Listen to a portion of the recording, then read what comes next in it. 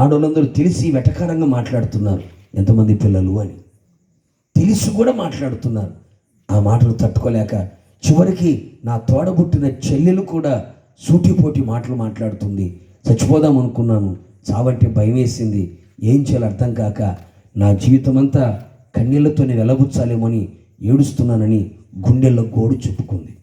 ఎప్పుడైతే చెప్పుకుందో ఆ సహోదరి అంటది, అక్క మనకు దగ్గరలో ఓ ప్రార్థనా మందిరం ఉంది కదా, షిలోహులో ఓ ప్రార్థనా మందిరం ఉంది కదా, ఆ ప్రార్థనా మందిరానికి వెళ్ళి నీ గుండెల్లో ఉన్న గోడు చెప్పుకోపోయావా? మేము కూడా సంవత్సరానికి ఒకసారి పోతాం అమ్మాయి, సంవత్సరానికి ఒకసారి పోవడం కాదక్క, క్రిస్మస్ పండగకే పోవడానికి కాదు, వెళ్ళు నీ గుండెల్లో ఉన్న బాధ అంతా ఆ మందిరంలో చెప్పుకో. ఎందుకంటే ఆ మందిరంలో చేయబడుతున్న ప్రతి ప్రార్థన దేవుడు వింటాడు. ఆ మందిరం మీద ఆయన మనస్సు, ఆయన దృష్టి అక్కడ ఉంది. నా మాటను ఎల్లో ఇంతవరకు డాక్టర్ దగ్గరికి వెళ్ళి చెప్పుకున్నావు, ఏనే బంధువులు చెప్పుకున్నావు, స్నేహితులు చెప్పుకున్నావు, వాళ్ళకు చెప్పుకున్నావు, వీళ్ళకు చెప్పుకున్నావు, ఎవరికి చెప్పుకున్న ప్రయోజనం ఏమి లేదు కదా. ఇప్పటికైనా తిన్నగా యేసు ప్రభు దగ్గరికి వెళ్ళి నీ గుండెల్లో ఉన్న బాధ అంతా యేసు ప్రభుతో చెప్పుకో, నీ బాధంతో చెప్పుకో. ఆయన ప్రార్థన ఆలకించే దేవుడు.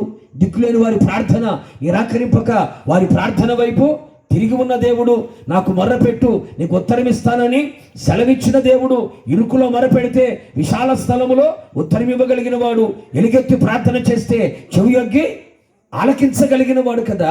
ప్రార్థించిన వారికి, నిజముగా ప్రార్థించిన వారికి సమీపముగా ఆయన ఉంటాడు కదా.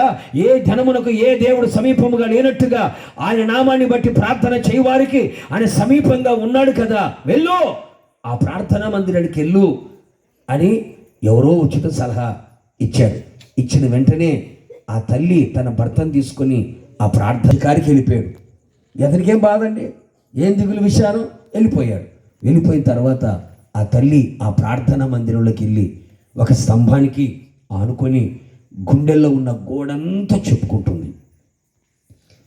కేకలేసి మాట్లాడదామంటే మందిరం కదండి, అందుకని హృదయాన్ని కుమ్మరించి ప్రార్థిస్తుంది. ఏమని తెలుసా?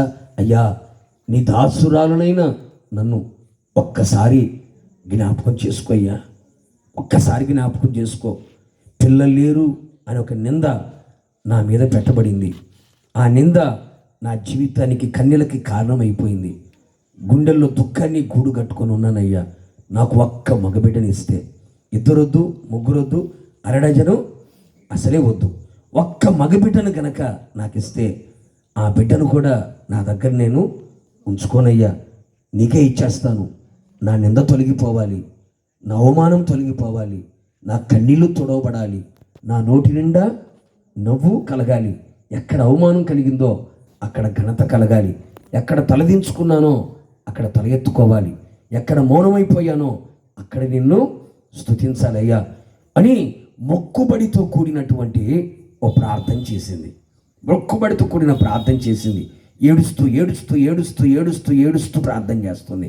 అంతలోపల పాస్టర్ గారు వచ్చాడు, ఆమెను చూశాడు, ముందు అపార్థం చేసుకున్నాడు. ఎందుకని?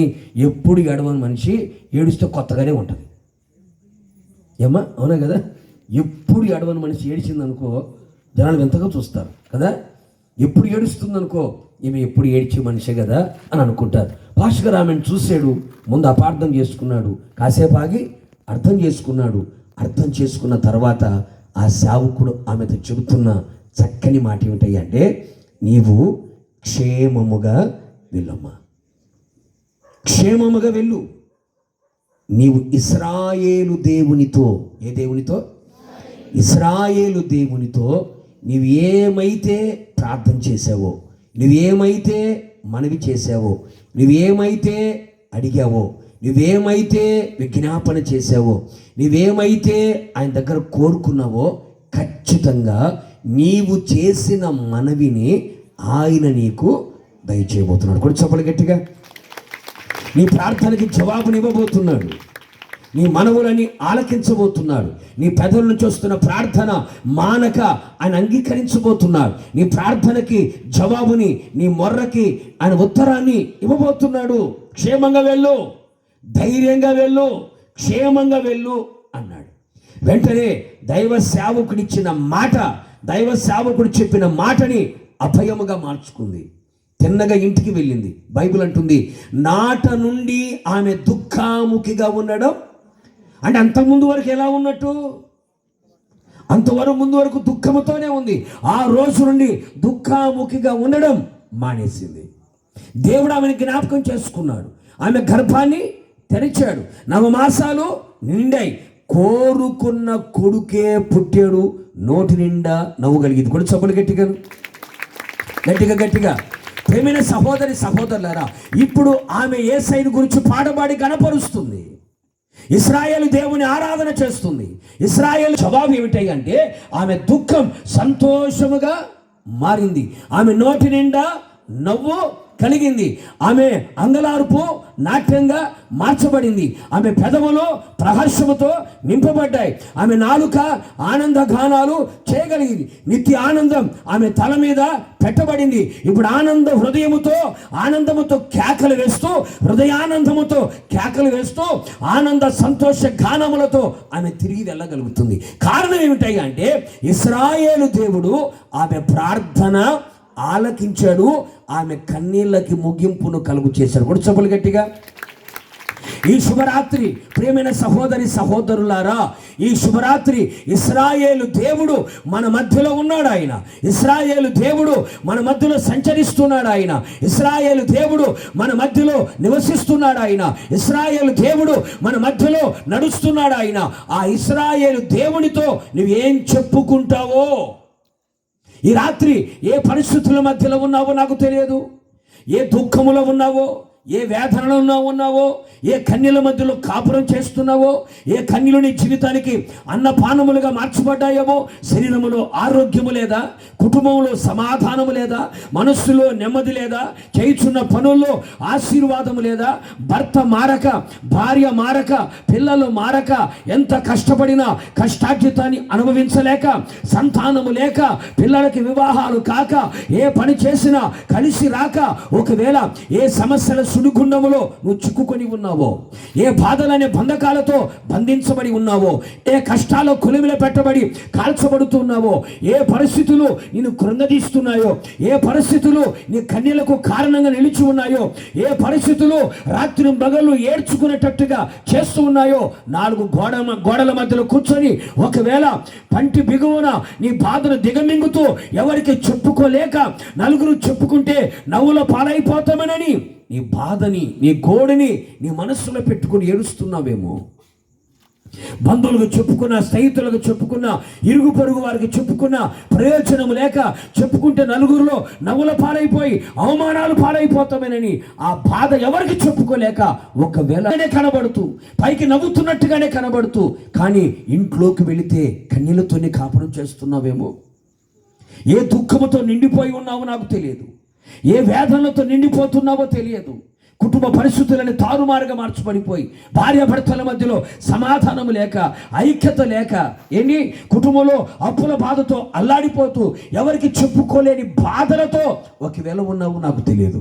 ఈ రాత్రి నా దేవుడు ఎవరో తెలుసా? ఇశ్రాయేలు దేవుడు. ఆ ఇశ్రాయేలు దేవుడు ఈ రాత్రి మన మధ్యలో ఉన్నాడు.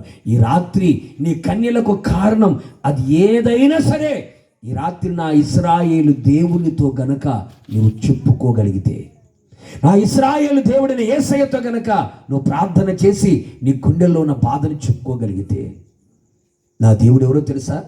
ప్రార్థన ఆలకించగలిగిన దేవుడు, నీ దుఃఖాన్ని సంతోషంగా మార్చగలిగిన వాడు, నీ చీకటి బ్రతుకుని వెలుగుగా మార్చగలిగిన వాడు, మారాని మధురముగా మార్చగలిగిన వాడు, నీళ్ళని ద్రాక్షరసముగా చేసినట్లుగా నీ బ్రతుకుని కూడా, చెడిపోయినా నీ బ్రతుకుని, పాడైపోయినా నీ బ్రతుకుని, ఎవ్వరు బాగు చేయలేరు అనుకుంటున్నా నీ బ్రతుకుని బాగు చేయగలిగిన వాడు, చక్కదిద్దగలిగిన వాడు, సరిచేయగలిగిన వాడు, నిష్ప్రయోజనముగా ఉన్న నీ బ్రతుకుని ప్రయోజకుడిగా మార్చగలిగిన దేవుడు.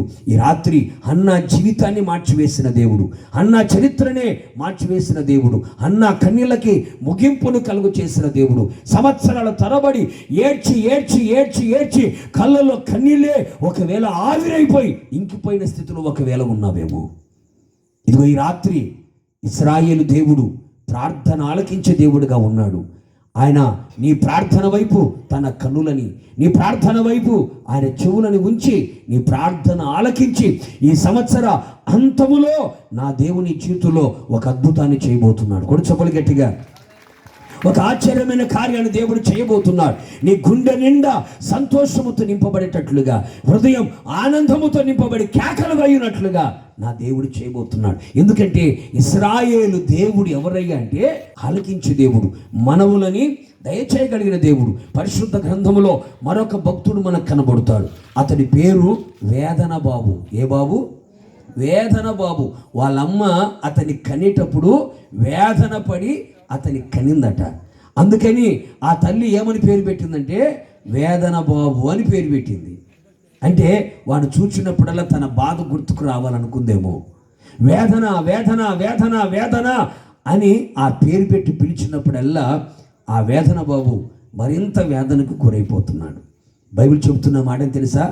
అదే అందరి చేత వేదన వేదన అని పిలువబడినటువంటి ఎబ్బేసు అతని గురించి రాయబడిన మాట ఏంటో తెలుసా? తన సహోదరుల అందరికంటే ఘనము పొందినవాడాయను అని రాస్తుంది. వేదన బాబు ఏమయ్యాడంట? ఘనము పొందినవాడయ్యాడు. హలో ఎబ్బేసు, నీవు వేదన పుత్రుడివి కదా, వేదన కలుగు చేసిన వాడివి కదా. నీ బతుకంతా, నీ జీవితం అంతా వేదనతో ఉంది కదా. ఇప్పుడు నీ సహోదరుల మధ్యలో ఇంత ఘనత రావడానికి గల కారణం ఏంటి అని వేదన బాబుని అడిగితే వేదన బాబు చెప్పే మాట ఏమిటో తెలుసా? నేను ఇశ్రాయేలీయుల దేవుని గూర్చి నేను మొరపెట్టాను. ఏ దేవుడట? ఏ దేవుడట? ఇశ్రాయేలు దేవుని దగ్గరికి నేను వెళ్ళాను. నా బాధ, నా వేదన, నా దుఃఖం, నా పరిస్థితులన్నీ కూడా ఆయనకే చెప్పుకున్నాను. ఆయనకే చెప్పుకున్నాను. మనుషులు చెప్పుకున్నాం అనుకో, విన్నంతసేపు వింటారు, పక్కకెళ్ళి పక్క